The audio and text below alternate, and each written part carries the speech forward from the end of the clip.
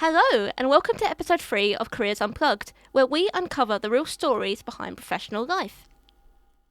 Before we start, I just want to give a huge thank you for all the fantastic feedback on our previous episodes. It's amazing to hear how many of you are finding value in these conversations, and we look forward to producing more episodes.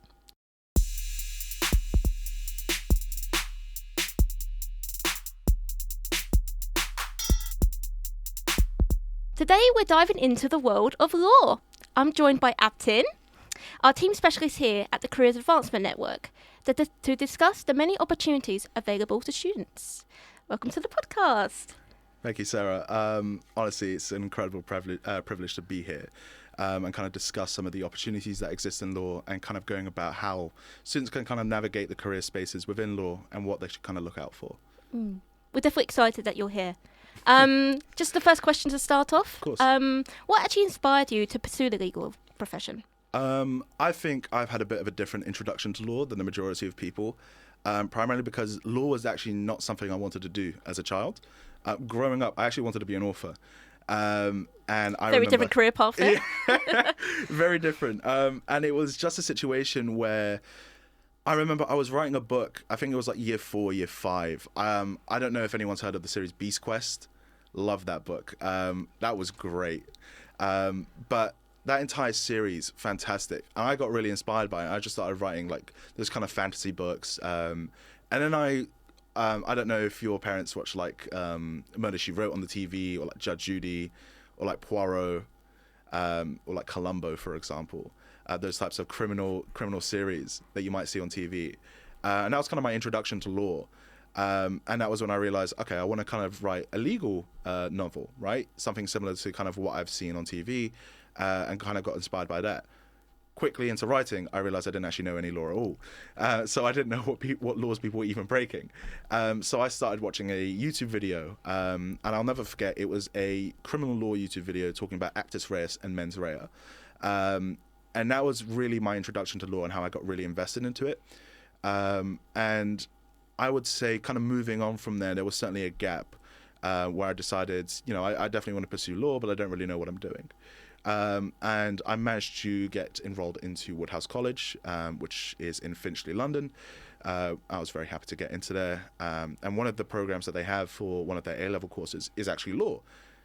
I literally had a massive grin on my face when I saw that, and I signed up as soon as possible. And back then we were literally coming out of lockdown, so they kind of changed the lesson schedule a bit, and it came out to about 2 hours a lesson. And for me in particular, I found those 2-hour sessions going by in like 30 minutes. I loved it. But I wasn't really interacting with the career dynamic of law. At that time, I had no idea what careers in law looked like outside of like your typical solicitor barrister route. Mm-hmm.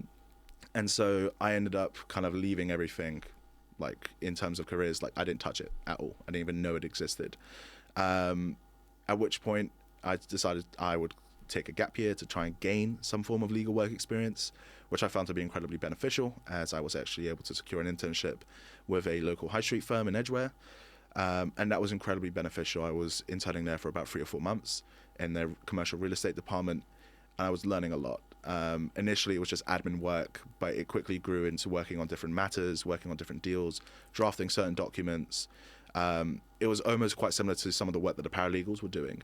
I even had the option to sit into certain solicitor negotiations and client meetings, which was really good, not just as a career development, but just understanding kind of how this all works, what people are looking for, but kind of the dynamic between different solicitors, kind of that interactions, and kind of bringing it to life. I think it's always been very dramatized. I think if you watch Suits, for example, you got people like throwing stuff across the table, you got documents flying everywhere. Reality is not really like that. It's a lot more structured and organized. But that was kind of my introduction, really. You heard it here, folks. Hollywood is fake. Yeah. You should see some of the deals that they're working on in Suits. I think I was watching a Suits clip on TikTok. Literally all of my knowledge on Suits comes from TikTok. And I think there was like a minute clip, and they were going through some of the stuff with Harvey. I think they put him on the stand, and they were talking about 36 cases a day for a year straight, every single day.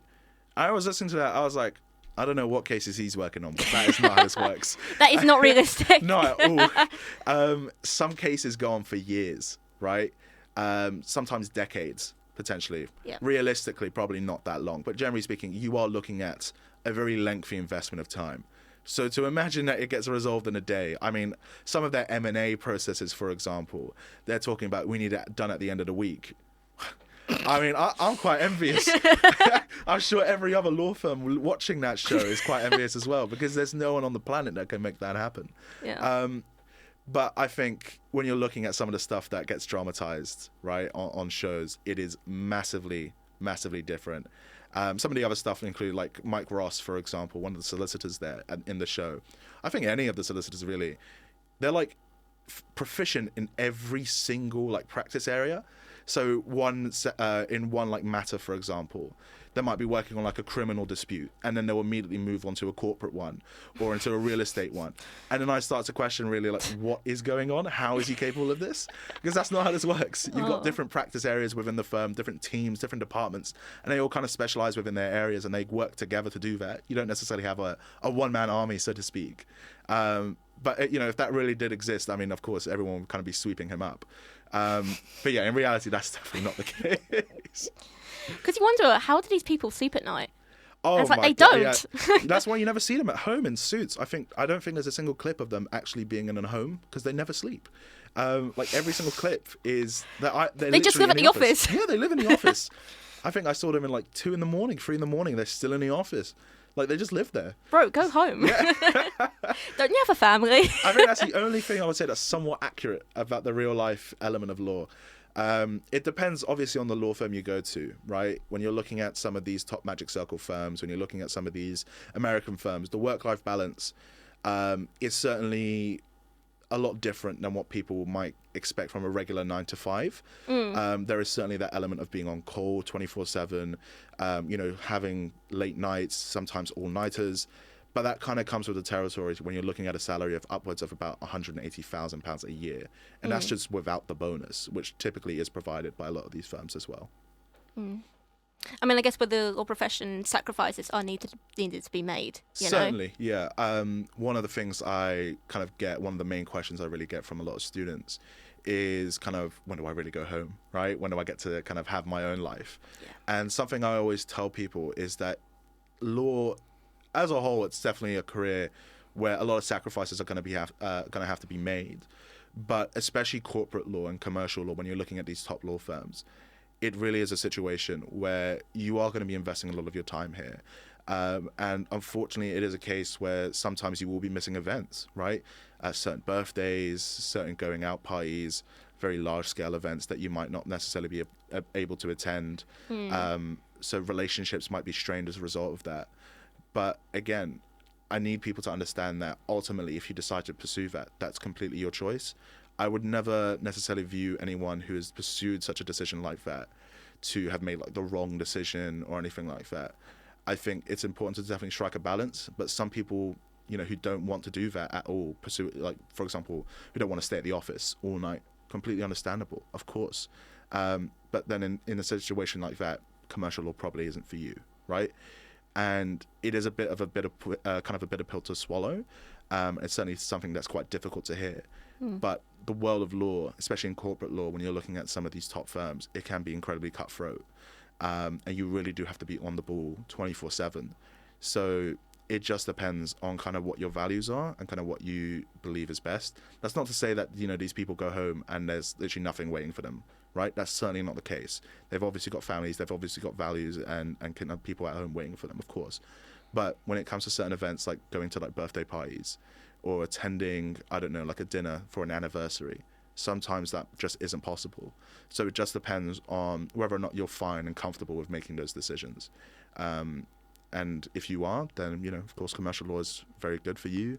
Pay a lot of money. So I suppose that's a bit of compensation for that. Yeah. But there are certain things that, you know, money just can't buy. And I think if you do decide to go into commercial law, you shouldn't just look at the paycheck. You need to look at a lot more things. Because when you're actually there, if the money was the only thing you cared about, you'd be done within the first week. Yeah. Sorry, can I just Yeah, ask of about the course. work-life balance? Yeah. So do you think it's difficult for mothers or like people with a lot of responsibilities, like outside of work, to make it into the law profession? I think I would definitely argue yes. I think it just kind of depends. So, for example, a lot of firms now are pushing for greater diversity and inclusion. And that's been a main kind of focal point that they've really wanted to kind of not just invest in, but also use as like an advertising point. So I can't remember the name of some of these firms in regards to the ones that are putting forward these initiatives. So I do apologize on my behalf in regards to that. But when we're looking at certain opportunities that some firms provide, so some of their firms, I believe it's 50-50 in regards to the gender split between their partners, or they're trying to make it so that there's a greater focus on women kind of progressing to that partner level or senior associate level. But I would definitely say for women especially, it's certainly quite difficult. We've had, unfortunately, many situations where not just women, but many people as well have taken their own lives due to a work-life balance. Yeah. And it's incredibly sad to hear, but it is very true of the world that's kind of law operates in. Obviously, not all types of law is like that.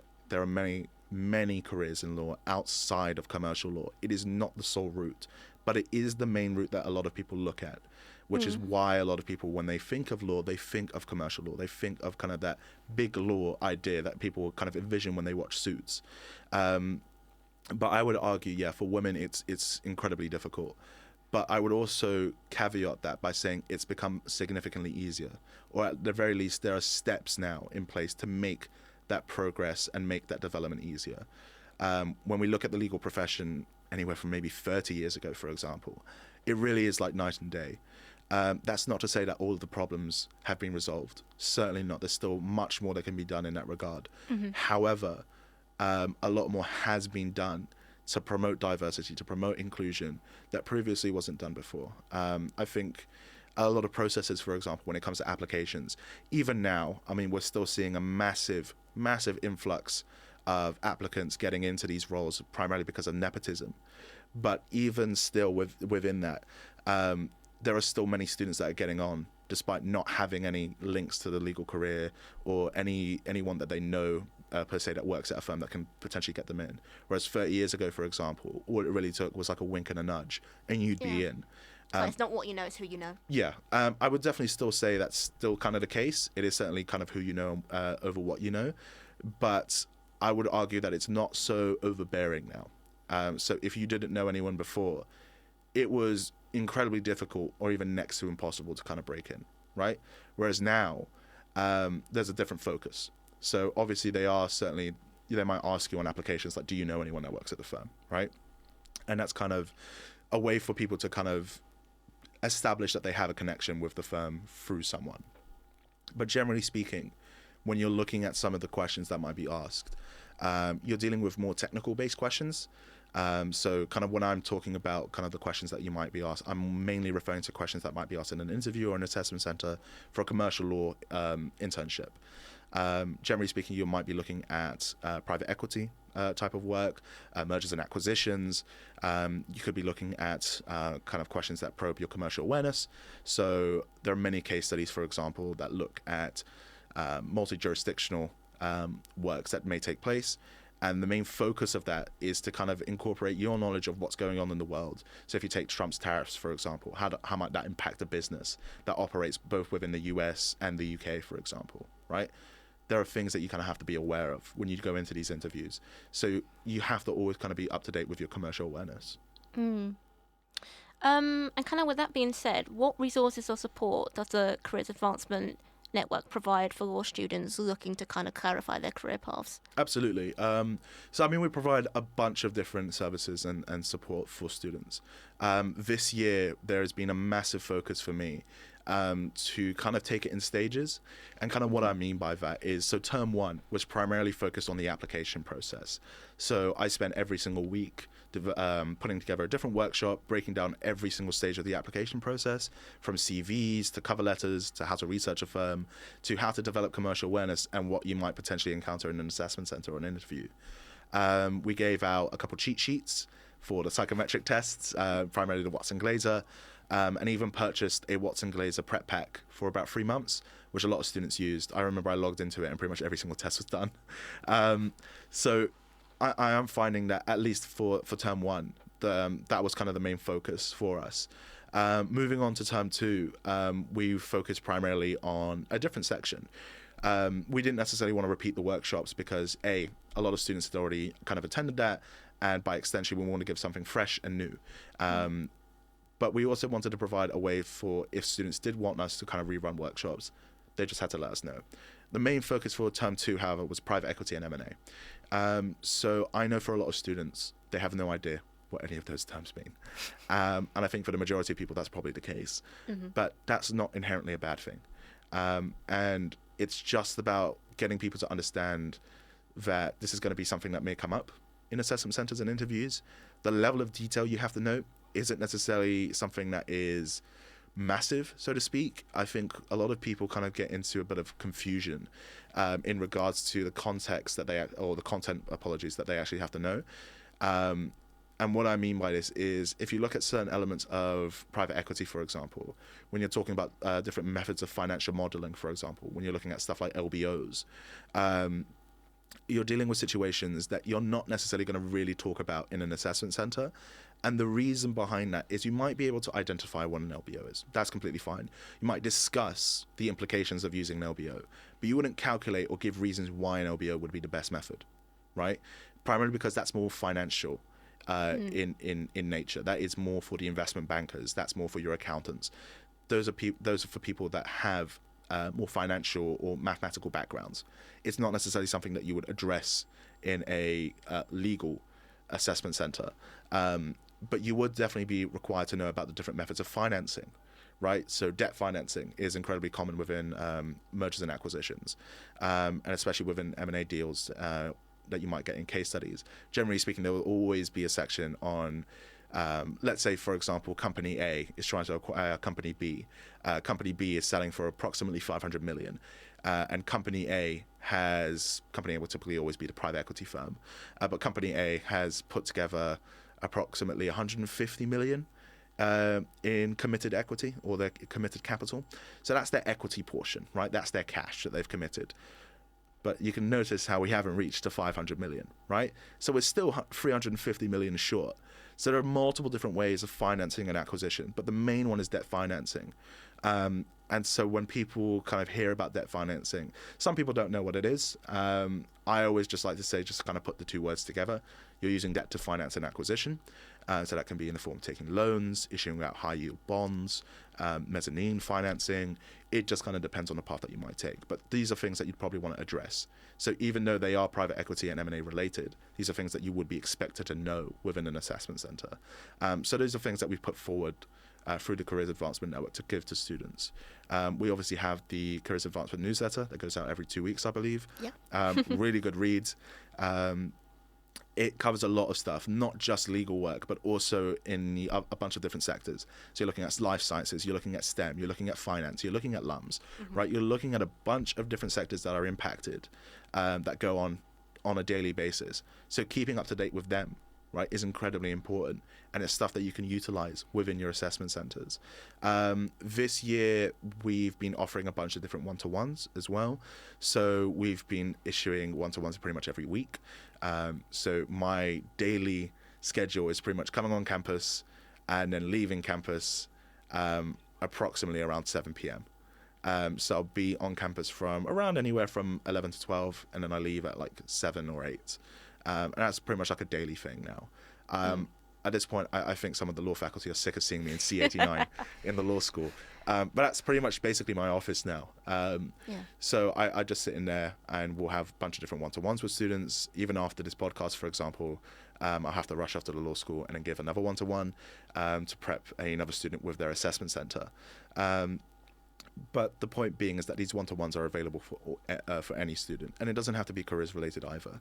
So we go over pretty much everything. It could be from academics, it could be stuff like socials, not necessarily like social events, but more like things like networking events and stuff like that. How do you actually kind of get involved in those? Kind of what are the things to wear, what are the things to do in those types of events?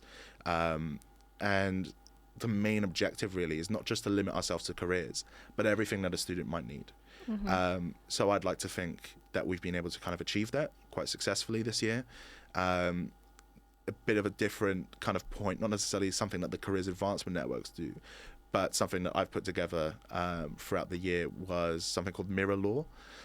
So Mirror Law is a weekly commercial awareness newsletter that goes out that focuses on some of the top stories that have occurred throughout the week, breaks it down, it provides a brief summary of what the story actually is, and then breaks it down by kind of how law firms are affected. And then we focus on the different practice areas that might be impacted. We discuss kind of what solicitors might do, kind of what law firms are kind of expected to kind of get out of this, and what they kind of need to look for. So that's something that's quite important when you're discussing at assessment centers, because anyone can kind of tell you what's going on in the news. Anyone can tell you about a news story. Lawyers are the people that are able to tell you and extrapolate the information from that news story and tells you how it impacts your business. And that's really important with commercial awareness. A lot of people think commercial awareness is just reading the news. It isn't. That's only half the battle. The other half is linking it back to your client's business, linking it back to the law firm, because at the end of the day, a law firm is a business. They're not doing this out of charity. They're not doing this out of the goodness of their heart, unfortunately. They are doing it to make a profit.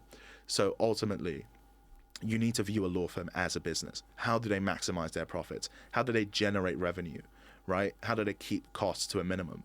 And one of the best ways you can do that is by developing commercial awareness, because that way you can kind of understand how businesses work. And by extension, once you've understood how businesses work and how they operate, you'll be able to kind of determine what is going on in the news and how that impacts you directly, and some of the measures that you can put in place to protect yourself and your client.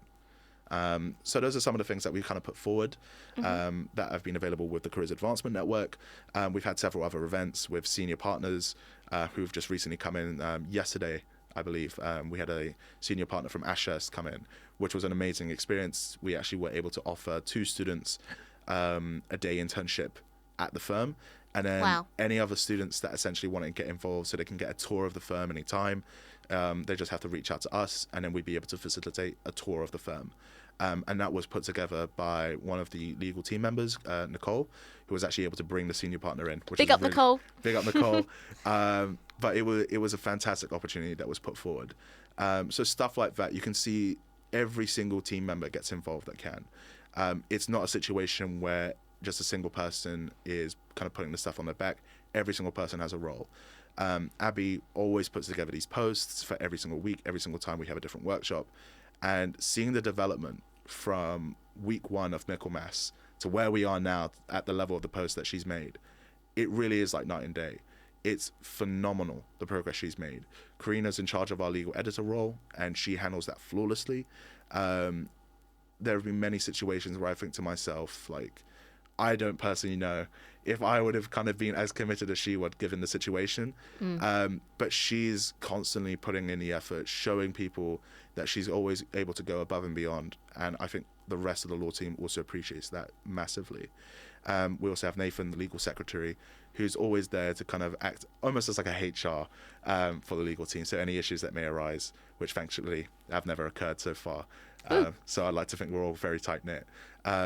But he also keeps tracks of our finances and makes sure that everything that we're doing is kind of in order. But we've had a bunch of different events as well with BUCAC, which is the British and Ireland University Commercial Awareness Competition, which is very important because if you are able to kind of score quite highly in that, it's essentially just a massive competition. You can enroll. I don't even believe you have to be a law student to enroll, but it just tests your commercial awareness. And if you make it to those later stages, there are internships with firms that are available and up for grabs. So you'd essentially get a vacation scheme with a firm if you score like within like the top 15, for example, which is massive, right? Because that can then gravitate towards a bigger career in law, potentially a training contract. These are all things that are available, but it's just about where do you find those. So I'd like to think that we've kind of put that forward and we've made these events aware or brought people's attention to these events so that people are aware of what's actually going on and how they can get involved. Can I just say, I'm just so impressed. Yeah. I'm literally part of the life sciences team, and I literally had no idea you guys were just making so much strides in your team. I would like to think you guys should be so proud of yourself, honestly. I'm certainly very proud of my team. They've honestly, I don't think I would have made it this far without them. There's just no way. They've all been incredibly instrumental to the progress we've made. And I think one of the main things as well, it's just that when I look at not just the legal team, but when I look at the other teams, I think I've said it many times and I'll say it again. Every other member of every other team acts as a form of inspiration for me, because I see the effort everyone puts in. I see the dedication they have. And for me, that's something that's quite important, because it means that if someone is putting in 110%, where do I get off? Just not putting in that same level of effort. I can't do that. I can't justify it to myself. So when I see everyone always going for it, always putting in 110% effort, I've got to be like that. I've got to make sure that I'm kind of up to that same standard. So when I look at everyone else's work within the Careers Advancement Network, it's basically just a massive form of motivation for me. And it's really reassuring to know that if anything, like for example, if I ever need anything, if I need to collab with different parts of CanSoc, I can always rely on the others to kind of come through for me. And it's that sense of network, it's that sense of tight-knit community that has been established with CanSoc that's really made this kind of happen. That student engagement, that exec engagement with events has really made a massive difference. I think that's how we're able to differentiate ourselves from other societies that operate within the same space. Because I feel exactly the same. Like, I honestly feel like being part of CAN is almost like being part of like another family. Yeah. You know? 100%. So it genuinely makes me sad that I'm going to be graduating this year and I have to leave CAN behind. Yeah, it's a bittersweet feeling. Yeah, it's certainly very surreal, but I think JD said it best. I think when he leaves CanSoc and he eventually comes back to the uni, he'll still be looking for CanSoc. He would like to hear about it. I imagine that's going to be the same for everyone. Because I know for me, certainly, when I leave Lancaster, right, in about a year's time when I finally graduate, there may be a point in time where if I ever decide to, pop back into the area for whatever reason, I think the first thing I'll definitely be wondering is CanSoc still here? Yeah. So that's certainly something for me that I'm quite interested in. But I think, like I was saying, it's that sense of community. And I think we all share very similar values because a lot of people also feel the exact same way. Yeah, and I think I've said this before, but originally why I joined is because I kind of wanted to, share that knowledge on, from my placement and kind of educate others on, actually the importance of, making the right application. Absolutely. Yeah. And the amount of mentorship that we've had at CAN, it's just really broad, Oh, absolutely. I don't think, because this kind of thing, from the very foundation of CAN, it is built on the idea of the people, the execs in charge, should have experience. Yes. And I think that's where we kind of differentiate from a lot of societies. That's not necessarily to say that other societies that offer very similar services to us, just because they don't have people with experience, doesn't invalidate any of the information they give. But I suppose it's more to the credence of what we do. Because we have that experience, we're able to kind of open doors that other people may not be able to open. Yeah. We have networks that we've been able to establish through these experiences that allow us to not only get this insight, but also allow us to, again, open these doors and allow people to kind of get involved in many different experiences that they may otherwise not have been able to. When you're looking at kind of some of the other exec as well on CanSoc, their experience allows them to give many different events and career-based workshops, primarily because they know what they're talking about.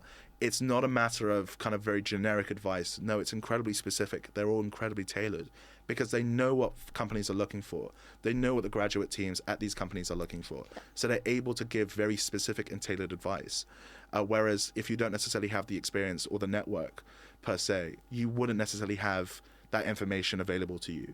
And so learning about that information, it's not only very difficult, but then also deciding to hold your own workshops if you don't have that level of experience, you end up having to give very generic advice or potentially advice that may be even wrong. So it's something that's incredibly different to other societies that exist within the current markets. But I would definitely say it's a massive strength for us. Yeah.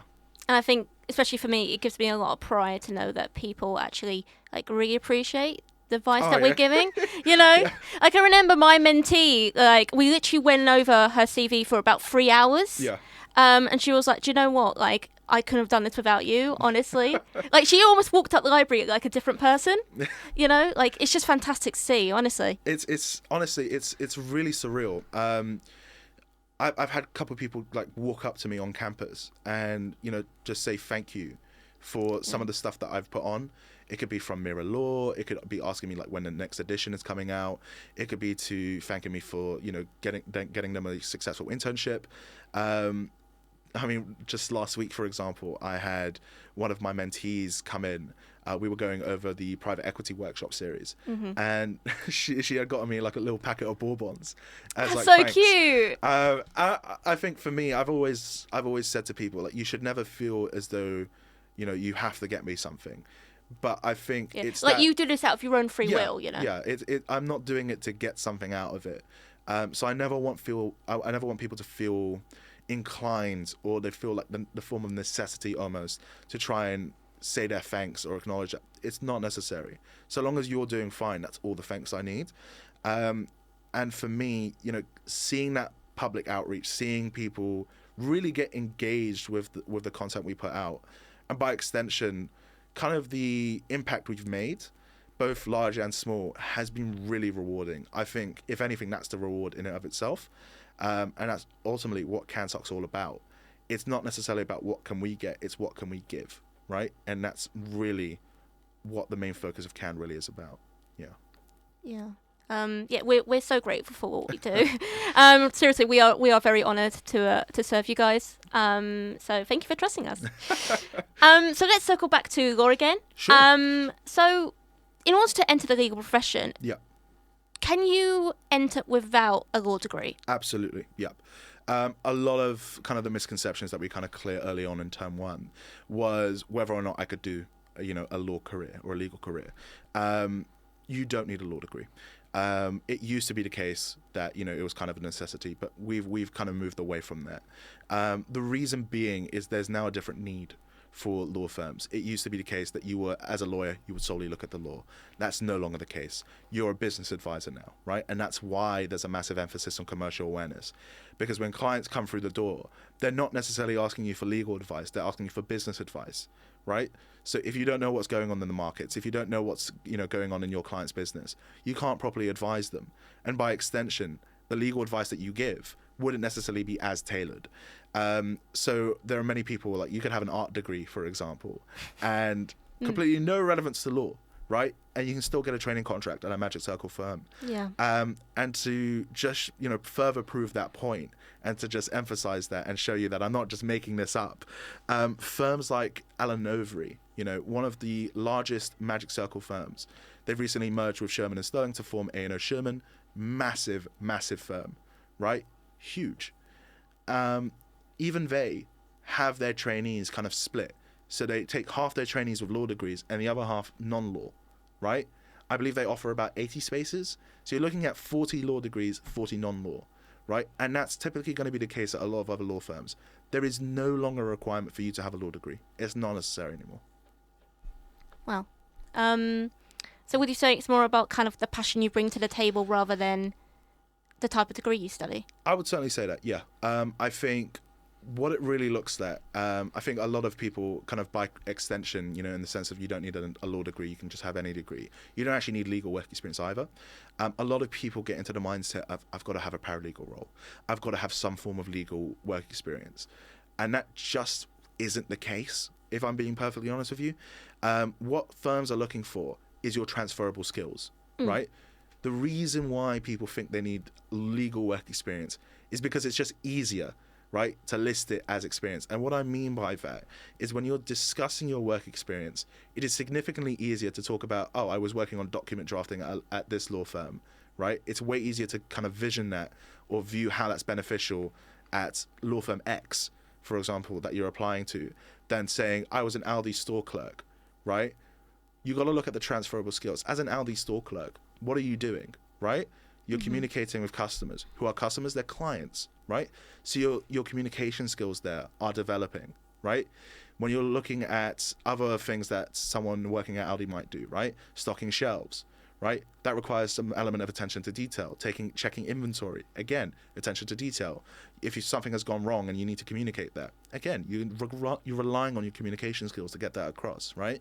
So a lot of skills can be acquired regardless of the sector you work in. It's just whether or not you're able to kind of convey them across. And that's kind of the thing that I'm noticing a lot with students is that they kind of focus solely on the legal side and not on the non-law side. And that's what's really holding them back. And I think that's been a pretty big issue. But I'd like to think we've kind of demystified that, to be perfectly honest with you. But I know there are still a lot of students that kind of get into the habit, or at least in the mindset, of thinking that they need some form of legal work experience. I've certainly waffled on quite a little bit in regards to that. It's appreciated, you know. In regards to the question, if you don't mind just repeating it, just so I can kind of come back to this, link it back to that. Yeah. So in full, my question is, for those wanting to enter the law profession, is it a necessity for them to be studying a law degree? Yeah. So I think given everything that we've discussed, absolutely not. Like I said, many firms are putting it in place that you don't actually need a law degree anymore. And I think regardless of the firm you apply to now, whether it be a commercial law firm or even a high street one, there is no expectation for you to do that. And by extension, there are already mechanisms in place. So you've got the law conversion course after uni, which if you secure a training contract with a firm, they'll pretty much completely pay for. So, and that's the case with the SQE as well, which is the solicitor's qualifying exam. So if you have a law degree, for example, after your uni degree, you would then go on to do the SQE. If you don't have a law degree, you would then do the law conversion course, and then from there you would do some form of exam, at which point you would then essentially be qualified as a solicitor. So there are still many pathways into law, regardless of whether or not you take a law degree. But I'd like to think that given everything we've discussed, you know, about the fact that you don't need legal work experience, you don't need a legal background at all. I'm someone who, you know, there's no lawyers in the family, right? So you're like the first of your kind. Yeah. I suppose. I'd start to give credit to my older cousin. He's actually pursuing a career in law, but he's quite business minded. So he's focusing right now on kind of his own business. And I would certainly imagine law is certainly something that's still very important to him. But I would imagine business is something that suits him a lot more. I would personally think he's very entrepreneurial. Whereas with law, that isn't necessarily a necessity there. So I would imagine if we're just looking at kind of commercial law and pursuing that, yeah, I'd probably say I'm the first. But I certainly can't discredit. I can't take the credit for being the first to pursue law. No, he's got that degree before me. But I think overall, yeah, there hasn't necessarily been any support, so to speak, from like any like family members that may exist within the legal side, right? Because they don't exist. So a lot of students, for example, may have family members that do work in law firms that may be able to get them in, that may be able to support them. But for me, I've been working with many different organizations, primarily aspiring solicitors. They've been fantastic in setting up a lot of different opportunities for me. And I owe a lot of my success to them. But I think I was mainly inspired by aspiring solicitors. Primarily because of it's completely free, and the opportunities they offer you extend all the way to the top firms, and that's something I'd never really seen before. So I got really excited to kind of get on board with that and pursue their brand ambassador position. And since doing that, it's been an incredibly positive experience for me. But that ability to give back to students has been incredibly rewarding. But I think just ultimately, it just reaffirms the idea that regardless of the career you have, you don't need a law background to pursue law. That's wonderful. What are the biggest mistakes students make when applying to legal internships or training schemes? Yeah, there's a couple training things. Contracts. Sorry. Yeah, that's perfectly fine. There are a couple things, to be perfectly honest with you. The first one is the kind of the most obvious one, commercial awareness. A lot of students lack commercial awareness, primarily because they don't know what it is. I'll quickly demystify that for you now. In terms of commercial awareness basically refers to not just understanding what's going on in the news, right? Like I said, that was half the battle. The other half is knowing how it links to your client's business, and by extension, how it impacts the law firm, right? So when we're talking about Trump's tariffs, for example, right? You know, dealing with a company or a client that operates in multiple jurisdictions, including the US, and that may potentially be exporting or importing goods to the US, the tariff point is something that is incredibly relevant. In an interview or an assessment center, it's not necessarily something you'd mention in a vacuum, right? Because at that point, that's not really commercial awareness. You're just telling me what news story is going on, right? You then need to apply it to the case study. You need to apply it to the scenario, right? What does this impact? What might this change? What should we do, therefore, to kind of mitigate this risk, right? So it's stuff like that. The other one is in relation to firm research. I find that a lot of students are applying for schemes, and I don't necessarily think it's a bad thing, just because of the sheer competition. But a lot of people kind of apply to like many firms, like they apply to like 30 or 40 firms. And when you're looking at the competition out there, it's certainly, I can definitely understand the panic, right? But because you're doing that, half the time you don't even know the firm you're applying to, and half the time you're just copy and pasting your answers and just changing the name of the firm. Sometimes you make mistakes in the sense that you copy and paste it and don't change the name of the firm, and now you sent off an application for McFarlane's all the way off to Denton's, right? So you're not even going to get through. So firm research is integral. If you don't know who you're applying to, then you've essentially lost half the battle. Because yes, the role that you're applying to is open at many different companies, but this company in particular is different, right? What is it about them that attracts you? And that kind of leads me on to my next point. In regards to that initial application stage, it's essentially like an online CV. So you'd fill in your details, and then kind of at the end, they'd ask, I believe it's like 2 or 3 competency questions. Generally speaking, these competency questions kind of consist of why law and why this firm. And when you're looking at why law is an incredibly multifaceted question, right? Because it's not actually asking you just why law, right? Mm-hmm. It's asking you to take it a bit further than that. Why law? That's the first part. The second part is then why commercial law, right? Because you're applying for a commercial law firm. You're not applying to a criminal law firm, are you? You're not applying to a chambers. You're not applying anywhere else. You're applying for a commercial law firm, right? So the question then becomes why commercial law? And then finally, what is it about that firm attracts you to pursue commercial law there, right? Because if you want to pursue commercial law, of course, that's perfectly fine. But there are many other businesses that also operate, a lot of different firms that offer that opportunity. What is it about Ashurst? What is it about McFarlane's? What is it about Bird & Bird that makes you want to pursue a career there, right? And so a lot of students, they don't consider that. They're not aware of that, right, at all. And because of that, they're not actually answering the right question. A couple other questions like why this firm or why firm X. A lot of people kind of list off all these achievements and all these accomplishments for the firms. And something I always tell people is, when it comes to that question in particular, is do you think that the early careers team don't know their successes, right? Yeah. Because when I'm reading these kind of answers to these questions, all it really boils down to is, this firm is band 1 in X practice area. They've got these different schemes available. Their pro bono hours, they make compulsory pro bono hours. That's all fantastic, but they know that, right? What is it about you that is relevant? So tie it in. So if a firm is quite large on their environmental practices or their ESG policies, for example, why is that relevant to you? Have you taken part in any protests for climate change? Do you have solar panels on your house in order to kind of promote renewable energy? Are you interested in environmental law? If so, why? How? Prove it, right? A lot of people say, I'm interested in this, I'm interested in that. These are just words at the end of the day. I need actions to show me that you're actually interested. And they don't have to be grandiose, right?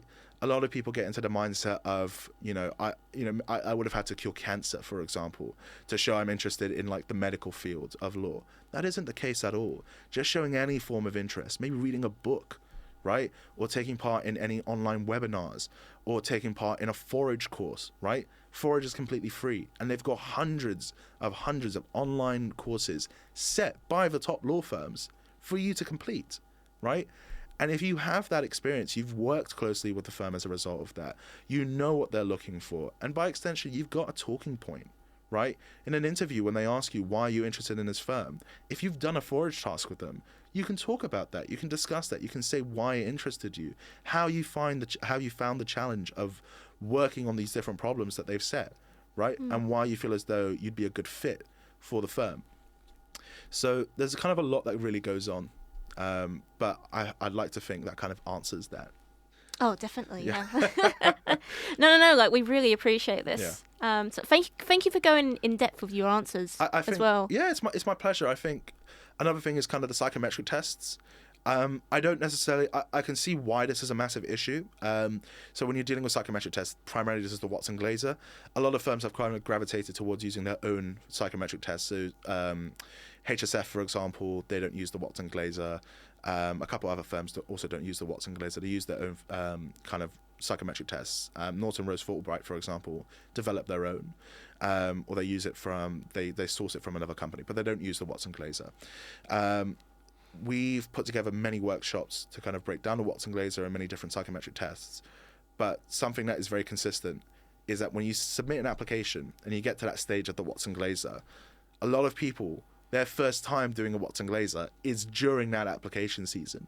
That's a massive problem, because if your first time doing a psychometric test is in the actual live application, chances are you're probably not going to get through. And the reason being is a lot of these firms either have very strict cutoff points, so they might require an 80% or 90% as a result of your Watson Glaser test, for example, right? So I believe it's 40 questions that they ask you in the Watson Glaser. You'd need to get approximately 35, 36 of them correct to move on, right, for some firms. Other firms do it kind of on a curve. So they would take an average of all the applicants on their results for the Watson Glaser, and then that average essentially acts as the benchmark. So if you didn't score above that average, you don't get through, right? It just depends on the firm. But ultimately, what I'm noticing for a lot of students is that their first time doing a Watson Glaser test or any of these psychometric tests is in the actual live application. And that's a massive issue. But also, they don't practice that again until the next one. So you've had an entire year gap, right, of you doing a psychometric test. You're never going to grow that way. You have to actively pursue them.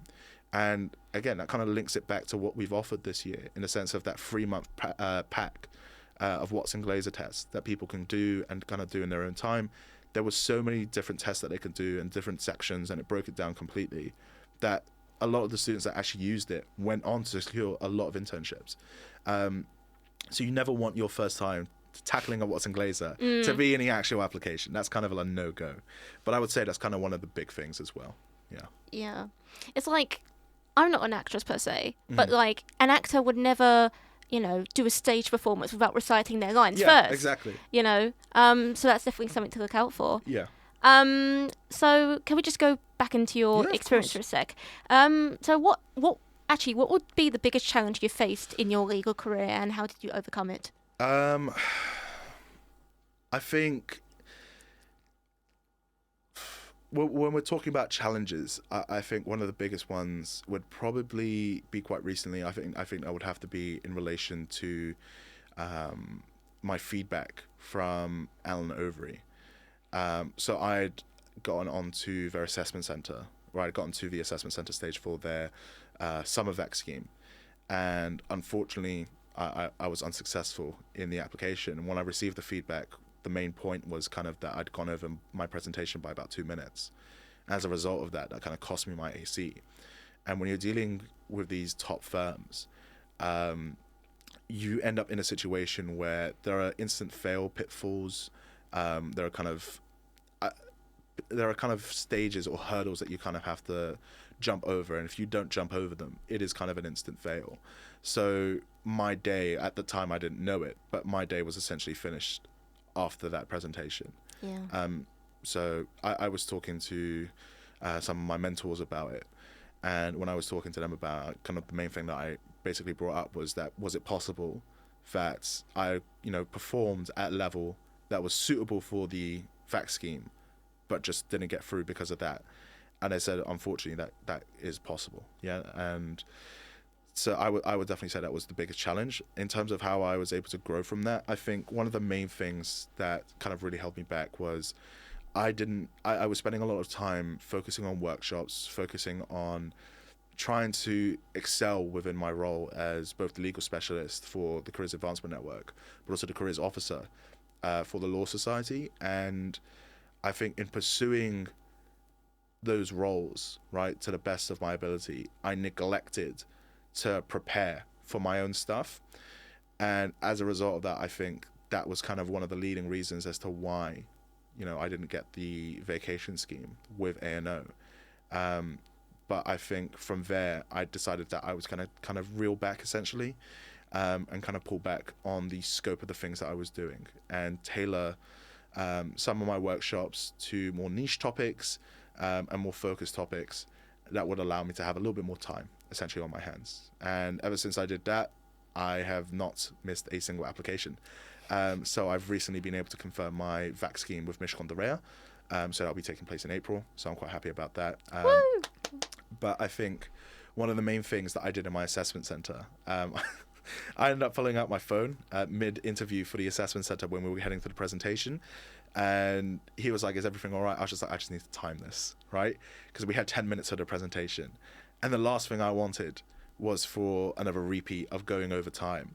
So I basically had my phone on, and I would just like kind of take glances at my phone just to make sure that the timer wasn't going over. And I ended up finishing with about a minute and a half to spare.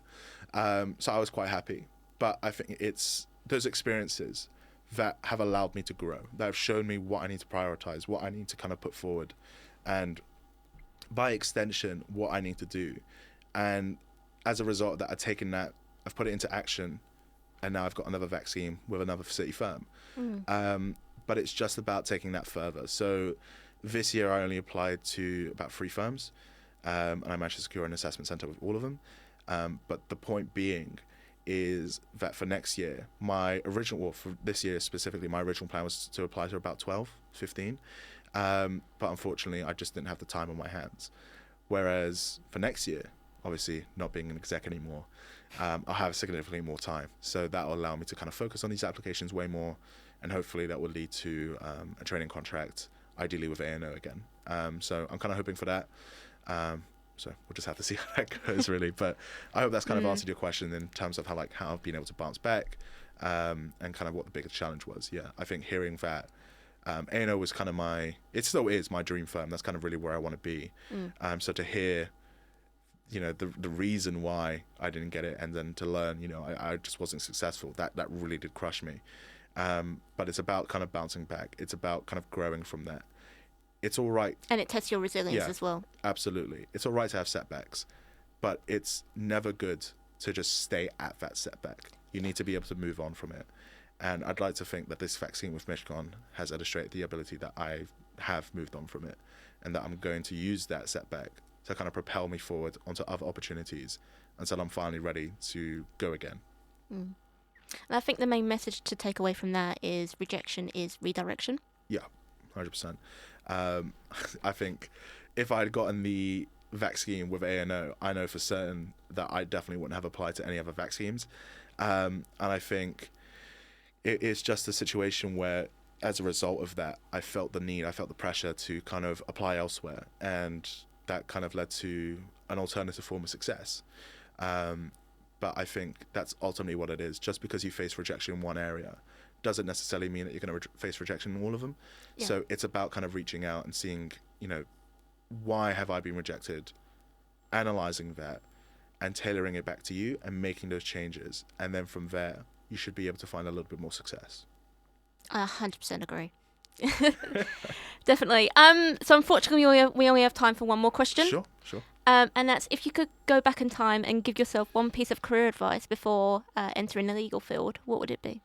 I think I would probably say start sooner. That's not necessarily to say that, if you didn't start early, for example, you didn't start from GCSE or A-level times, you're cooked, so to speak, right? Yeah. But I think one of the main things really is kind of going back and getting more involved with some of the career opportunities that were available. I didn't realize it until first year. First year was kind of when I really got involved with the career side of things for law. But I hadn't realized it at the time, but there were many opportunities available to me since about GCSE times, right? Yeah. There were many schemes on. I think many year 12s and year 13s, for example, can actually take part in many different events that law firms are hosting. So like the Smart Start scheme with A&O is open to like year 12s and year 13s. They've also got like a bursary scheme. They've got a bunch of different events that you can kind of take part in, and those fast track you for interviews with the first year schemes and even for the VAC schemes. So getting involved a little bit earlier, I think would have boosted my understanding of careers, of what law firms are looking for, kind of what I've got to kind of do in that regards. But I don't necessarily think it's something that's completely necessary. I think if I might be able to add one extra thing, I'd probably go back and tell myself, is to just be genuine. A lot of people go into networking events, go to these different internships or different like career events, and put on almost like a facade, because they feel as though they kind of need to fit in, or they've got to be a certain type of way to kind of acclimate or be a part of the group. And that couldn't be any further from the truth, if I'm being perfectly honest with you. Law firms are looking for people that are genuine, right? If we're being completely honest with ourselves, do you genuinely think that you could put on a facade for like 20, 30 years? It's just not going to happen, right? It's not possible. Yeah. So at some point it's going to slip. So just go in and be genuine, be who you are, take part in things, show initiative. I think the biggest thing is, don't gatekeep. For me, it's been very important to just kind of give back and give all the information and insight that I have back to students. But I know many people that kind of gatekeep it for themselves. And one of the main things that kind of baffles me about that is I can certainly understand the principle behind it. It comes from an element of, if I give up my internships, I've worked very hard to secure my internships. I've worked, tooth and nail to secure this insight scheme. Why would I give it to someone else, essentially, right? Yeah. Well, I think it's a bit different in terms of the mindset that I have in regards to that, to how some people may have it. I think a lot of people that do gatekeep this stuff, gatekeep it because they don't want others to kind of find success in some of the insights that they would have had, right? But I think for me, if someone finds success in the insights that I've had, then it means A, that I've been able to make somewhat of a difference. But B, if I don't get an internship but someone else does, right? They were able to utilize my insights to their benefit, then it just means that I need to try harder. I need to change something. And because of that, it allows me to grow, right? I'm always looking for an opportunity to grow, to be better, to never kind of stay stagnant, right? So if I can do that by extending a hand to someone, then I'm more than happy to do it. But I think for a lot of people, it's just a situation where they think, that one internship is absolutely everything. And it certainly might feel that way a lot of the time. But I think, again, it's just a situation where rejection is redirection. There are always going to be schemes available. There are always going to be places available. So just because you didn't get this one, right, this rejection will allow you to see what went wrong, what you need to improve on, what can you take away from the experiences you do have, right, and allow you to reflect on those experiences and therefore go on to secure other schemes. I think that's kind of the biggest piece of advice I'd probably give myself, right? Either A, start earlier, just as like a little nudge. But I think the main one, generally speaking, would just kind of get stuck in, really, and get involved. Yeah. Unfortunately, that's all the time we have today.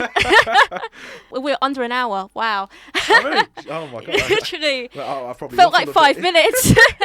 Sorry, I must have. I'm kind of notorious for waffling a little bit, so that's kind of my bad. No, but it was so valuable you coming on today. Honestly, I've had an absolute blast talking to you. Likewise. And getting to know more about the law profession. It's been my pleasure, absolutely.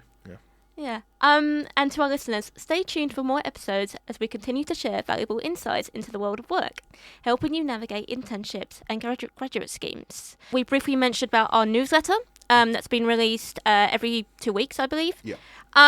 If you want to have a look at the newsletter, our membership should be linked in our Instagram, I believe, and our other socials. But in terms of our next episode, we'll be talking about pathways to medicine. So that wouldn't be one to miss. So from now, we'll see you soon. Goodbye. Thank you so much.